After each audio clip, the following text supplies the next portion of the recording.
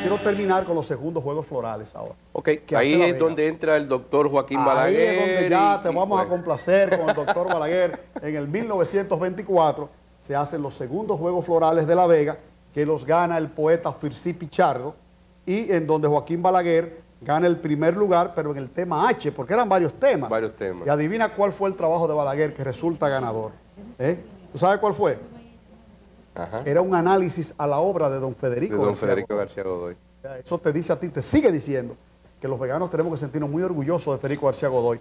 Con ese trabajo, Joaquín Balaguer, muy joven, con 14, 15 años, se gana en La Vega el primer premio. Pero la cosa sigue. O sea, en el 25 La Vega hace la noche, la velada de los poetas. Y entonces vienen poetas de todo el país al Teatro La Progresista y hacen una noche de poetas, que es parecido a lo que tú insinuabas de la peña de don Federico, pero ya esto es simplemente poesía.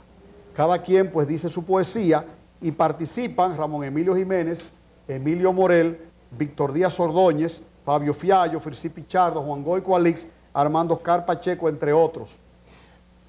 Ahí hay un dato interesante. Yo estuve revisando en la historia del... Bueno, ahí es la época precisamente de la conformación del tren que viene desde El tren fue en 1890. Sí, pero todavía se mantiene vigente. La influencia del tren fue que mantuvo realmente la hegemonía cultural, desarrollo incluso económico de La Vega, porque por esa vía venían los artistas, venían todos los aportes económicos que venían desde afuera.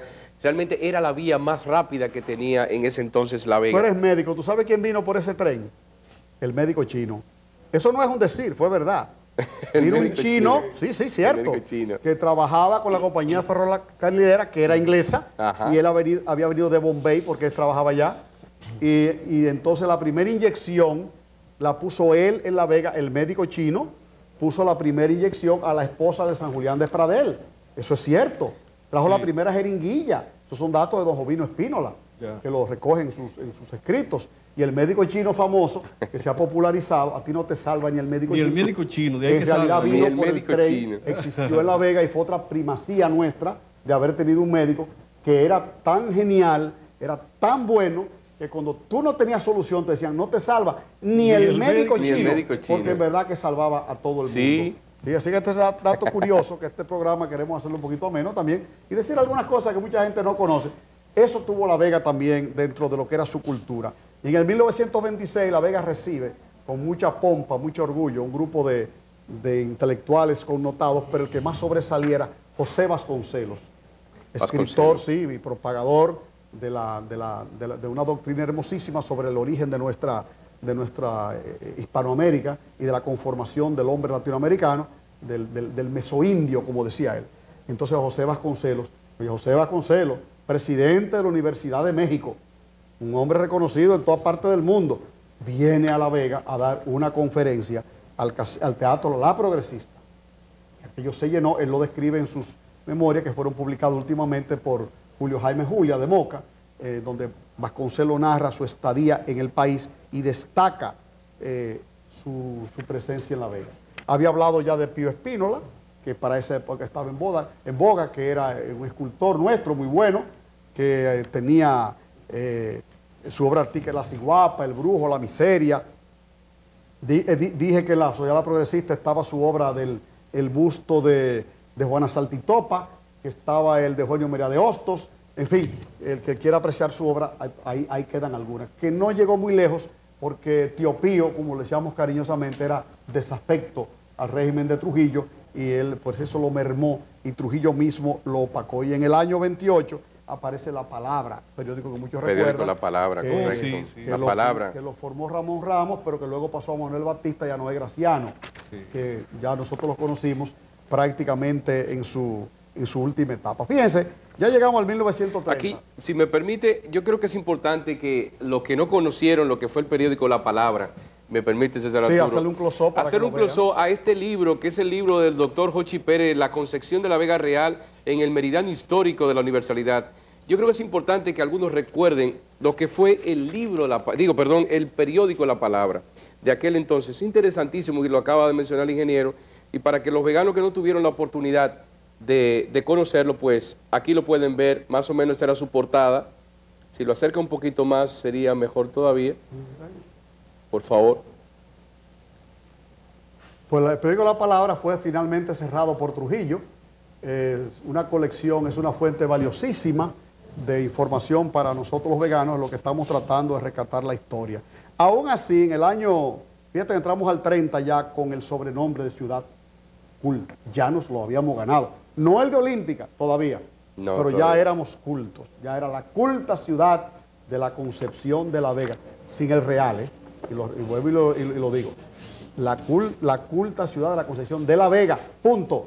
La Vega Real es el valle. Estamos en el año 1930. Okay, y ahí correcto. Viene ahora Trujillo con todo su aparato opresor, y viene también la merma en la producción literaria del pueblo dominicano, porque todo estaba condicionado a loas al jefe. Tú no podías hacer un soneto si no era en loa al jefe, no podías hacer una canción si no era en loas al jefe, porque iba a dar con tus huesos a la cárcel.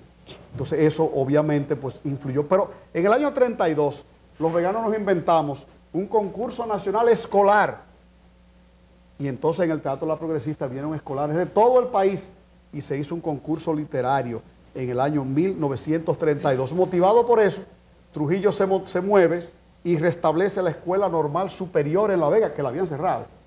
Entonces Trujillo dice, no, esta gente se merece una escuela normal, y le abre lo que es la Escuela Normal Superior, que hoy es el Liceo Pepe Álvarez. Liceo Don Pepe Álvarez. Y en el 36, y La Vega apenas tiene 10.000 habitantes para esa época, surge con fuerza lo que relanzaría la cultura de La Vega, que es el grupo Los Nuevos. Los Nuevos. Un grupo literario cultural que sus creadores fueron Rubén Suro y Darío Suro. Rubén era el poeta, Darío era el pintor. Ahí pasó una cosa muy curiosa. El papá de ellos le puso el nombre de Rubén a uno para que fuera pintor, y al otro le puso el nombre de Darío para que fuera poeta, y la cosa le salió al revés. Le salió al revés. Sí. El que fue poeta fue Rubén, sí, porque era Rubens, como se llamaba, Suro. Y entonces el que fue pintor fue Darío. Pero bueno, ellos forman junto con Mario Bové, Arturo Calventi, Mario Concepción, Julio César Martínez, Van Elder Espinar, Manuel Batista Crisante, Oscar Moya, hay un José de Jesús Gómez, un grupo, Los Nuevos, en donde ellos penetran a la literatura dominicana con cosas nuevas, y decían, el que no tenga cosas nuevas que aportar, el que crea que todo lo de atrás está bien, aquí no ven, que no tiene nada que aportar. Inclusive publican el poema El Proletario, que era precisamente de Rubén Suro, y casi todos cayeron presos. O sea, hubo una investigación, porque era un poema proletario, o sea, su palabra lo dice, era inspirado obviamente en el socialismo. Y entonces Trujillo eso no lo podía permitir, era el paladín, él era el primer anticomunista de América, y ellos se vieron en una situación un poquito difícil, y fíjate que por una publicación le tratan de cerrar su revista, que ellos la tiraron y comenzaron a publicar los trabajos de Pedro Mir, que era el poeta nacional, es hoy el poeta nacional, y de Francisco Charro. O sea, este intento vegano prácticamente es acallado por la tiranía desde sus inicios, pero sobrevive y logra tener unos éxitos memorables, principalmente con los hermanos Suro, y muchos conocen, por ejemplo, del poeta Suro. Él tiene el monólogo del negro con novia, que lo recita mucho Rafaelito Espínola. Me tiene fuñé, con este fuñé, que no puedo aguantar. Estrofa del pueblo para muchachas del Cañaveral, monólogo del negro con novia. Zacarías, está fuñé. Sí.